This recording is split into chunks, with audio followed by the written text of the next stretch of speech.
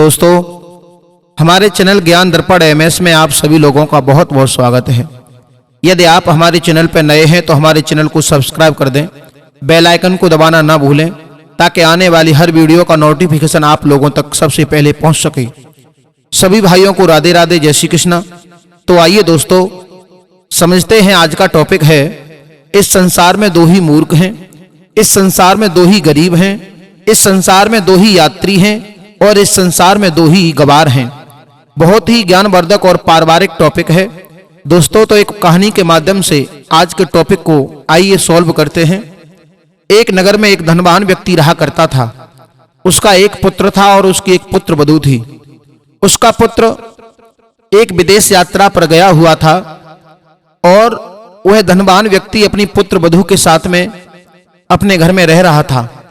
एक समय की बात थी, उसकी पुत्र वधू एक पनिहारी का वेश धारण करने के बाद एक कुआं पर जल भरने के लिए जाती है।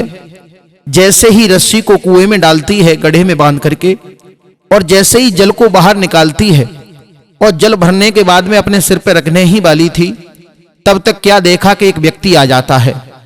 एक व्यक्ति ने आकर के दोनों हाथ जोड़ करके कहने लगा है कि हे पनिहारी, मुझे बहुत तेज प्यास लग रही है, मुझे जल पिला दो। उसी समय पनिहारी कहने लगी कि तुम कौन हो? उस व्यक्ति ने जवाब दिया है कि मैं एक यात्री हूं। पनिहारी बोली, हां, वाह, अरे संसार में तो केवल दो ही यात्री हैं, लेकिन तुम तीसरे यात्री कहां से आ गए? इतनी बात सुनने के बाद वह व्यक्ति कहने लगा कि अब पानी नहीं मिलने वाला। वो व्यक्ति दूर जाकर के खड़ा हो गया। पुनः गड्ढे को उठाने के लिए जैसे ही पनिहारी चलती है, तब तक भागता हुआ एक व्यक्ति और आ जाता है और उस व्यक्ति ने आकर के ये कहा है कि हे पनिहारी, मुझे जल पिला दो, मेरा कंठ सूख रहा है। उसी समय पनिहारी कहने लगी, आखिर तुम कौन हो? मैं तुम्हें ऐसे जल कैसे पिला दूं? उसने जवाब दिया कि मैं एक गवार हूं। पनिहारी कहने लगी कि इस संसार में गवार तो केवल दो ही हैं, तुम तीसरे गवार कहां से आ गए? वो भी व्यक्ति जाकर के दूर बैठ जाता है। उसके बाद में क्या देखा कि पनिहारी ने जैसे ही गड्ढे को उठाने की कोशिश की, उसी समय तीसरा व्यक्ति एक और भागता हुआ आ गया। कहने लगा है कि हे पनिहारी, मुझे जल पिला दो। दोनों हाथ जोड़ करके गिड़गिड़ाने लगा है। पनिहारी कहने लगी कि तुम इतने विनम्र भाव से कह रहे हो, आखिर तुम हो कौन? उसी समय वो व्यक्ति जवाब देता है कि मैं एक गरीब हूं। पनिहारी कहने लगी कि संसार में केवल दो ही गरीब हैं, आखिर तुम तीसरे गरीब कहां से आ गए? मेरी बात समझ में नहीं आई। भक्तों, जैसे ही पनिहारी ने उस गड्ढे को उठा करके अपने सिर पर रखा और वहां से चलने ही वाली थी, तब तक एक व्यक्ति भागता हुआ आया और आकर के कहने लगा है कि हे पनिहारी, मुझे जल पिला दो, मेरा कंठ सूख रहा है, मेरी मृत्यु हो जाएगी। पनिहारी उसी तरीका से प्रश्न करती है कि तुम कौन हो? उसी समय उस व्यक्ति ने जवाब दिया कि मैं एक मूर्ख हूं। पनिहारी कहने लगी कि संसार में केवल चार ही पनिहारी ने जवाब दिया कि संसार में केवल दो ही मूर्ख हैं, आखिर तुम तीसरे मूर्ख कहां से आ गए? जैसे ही उस व्यक्ति ने यह बात सुनी, चारों के चारों व्यक्ति उस कुएं से थोड़े दूर हट करके बैठ गए। विचार करने लगे कि अब तो हमें बिन पानी के ही मरना पड़ेगा, क्या करें, हमें तो बहुत तेज प्यास लग रही है। दोस्तों, दरअसल पानी पिलाना तो एक पुण्य का कार्य होता है और वो पनिहारी ऐसा नहीं था कि वो उन चारों को पानी पिलाना नहीं चाहती थी। बात ये थी, उसके पास में दूसरा कोई ऐसा पात्र नहीं था कि उस पात्र में लेकर के वो जल पिला देती, और उसके शरीर पर जो वो वस्त्र पहने हुई थी वो अच्छी अवस्था में नहीं थे। इसलिए वह पनिहारी मन में संकोच कर रही थी और मन में विचार किया कि मैं इन चारों को अपने घर पे ले जा करके पानी पिलाऊंगी, क्योंकि प्यासे को पानी पिलाना बहुत ही पुण्य का कार्य होता है। पनिहारी की बात सुनकर के वो चारों व्यक्ति जब उस पनिहारी के घर पे पहुंच जाते हैं, पनिहारी एक पात्र में पानी लेकर के आती है और उन चारों व्यक्तियों को पानी पिलाते हुए उस पनिहारी का ससुर देख लेता है, यानी वो सेठ देख लेता है और मन में ये विचार करता है कि मेरा पुत्र दूर यात्रा पे गया हुआ है और ये मेरी पुत्र वधू इन चार चार व्यक्तियों के साथ में रंग रलियां मना रही है। उसके मन में ये पाप जग जाता है। दोस्तों, वो सेठ अपने घर से निकला और जाकर के राजा को सारी बात बताई। राजा से कहने लगा है कि हे राजन, मेरे पुत्र की जो बहू है उसका चलन ठीक नहीं लगता है मुझे। मेरा बेटा परदेश गया हुआ है, लेकिन मेरे बेटे की अनुपस्थिति में ये मेरी पुत्र वधू चार व्यक्तियों को शरण दे रही है, उनकी सेवा करती है। इसलिए राजन, मैं आपसे चाहता हूं कि उसको सजा अवश्य मिलनी चाहिए। दोस्तों, जैसे ही उस सेठ की बात सुनने के बाद राजा ने उस पनिहारी के पास में सूचना भिजवाई, तुरंत ही राजा के सामने आकर के पेश हो।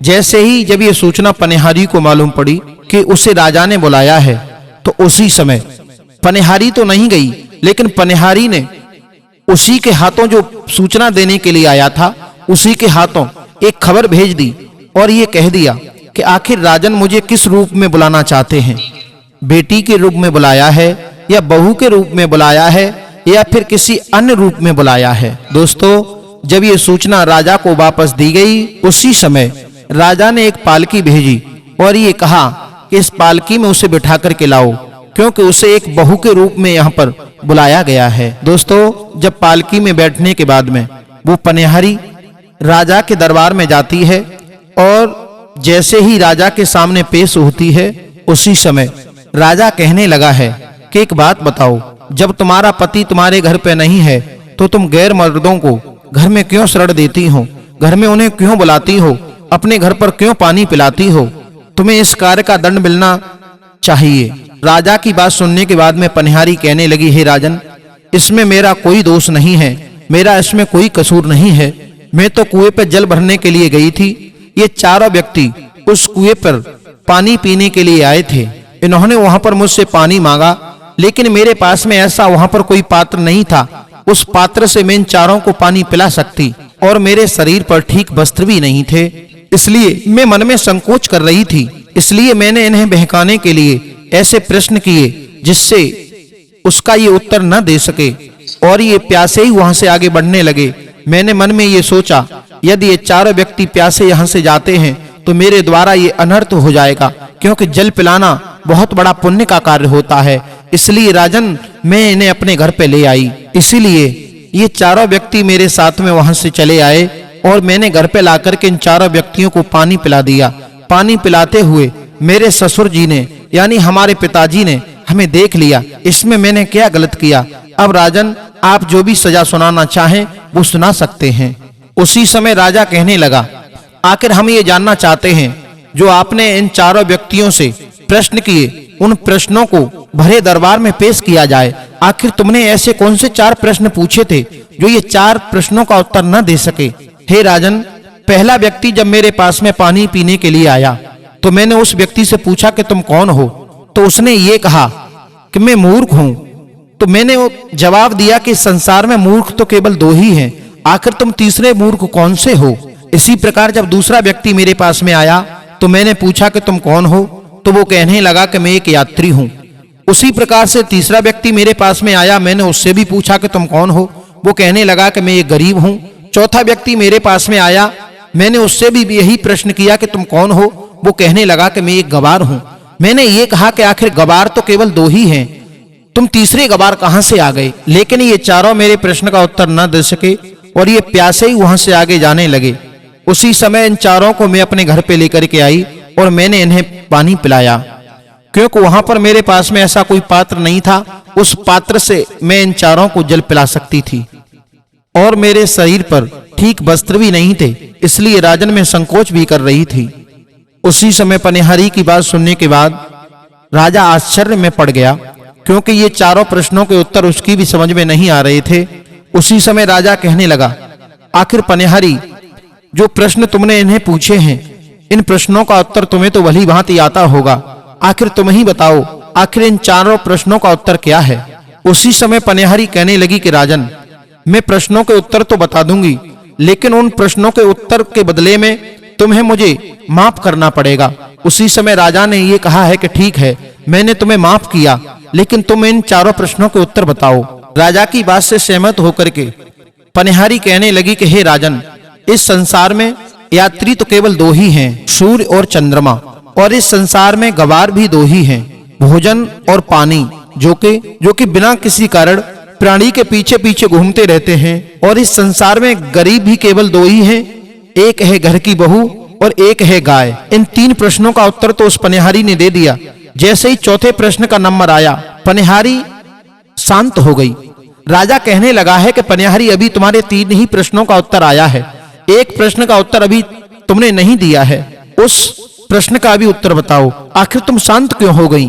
उसी समय पनिहारी जवाब देकर के कहने लगी, महाराज अगर आप मुझसे नाराज न हो तो मैं आपको चौथे प्रश्न का भी उत्तर देने के लिए तैयार हूँ। राजा कहने लगा, ठीक है पनिहारी, मैं तुमसे बिल्कुल नाराज नहीं हूँगा, आप चौथे प्रश्न का उत्तर बताओ। राजा की इस बात से सहमत होकर के पनिहारी कहने लगी कि हे राजन, इस संसार में मूर्ख भी केवल दो ही हैं, और पहले मूर्ख मेरे ससुर हैं जिन्होंने मुझसे कुछ भी नहीं पूछा और मेरे चरित्र पर डब्बा लगा करके इन्होंने आकर के तुमसे मेरी शिकायत की। इन्होंने अपने कुल की लोक लाज को तार-तार कर दिया। दूसरे मूर्ख राजा हैं जिन्होंने मुझे इस सभा के बीच में बुला करके बिना कुछ जाने हुए भी पेश करा दिया। पहले तो पनिहारी की बात सुनकर राजा को क्रोध आया। जब उसने ठंडे दिमाग से सोचा तो विचार किया, वास्तव में ये पनिहारी बात तो सही कह रही है, बिना किसी के बारे में जाने इस दरबार में इस तरीका से बुलाना ठीक नहीं है। दरबार में सबके सामने इस तरीका से किसी को बेइज्जत करना ठीक नहीं होता है। और दोस्तों, अपनी गलती पर राजा ने पश्चाताप किया और पनिहारी को बहुत ही उपहार देकर के उसका सम्मान किया। यदि ये कहानी आप लोगों को अच्छी लगी हो तो कमेंट बॉक्स में अवश्य बताएं और हमारे चैनल को सब्सक्राइब करें, बेल आइकन को दबाना ना भूलें, क्योंकि आपका एक सब्सक्राइब हमारे लिए बहुत ही महत्वपूर्ण है। जय श्री राधे, जय श्री कृष्णा मित्रों।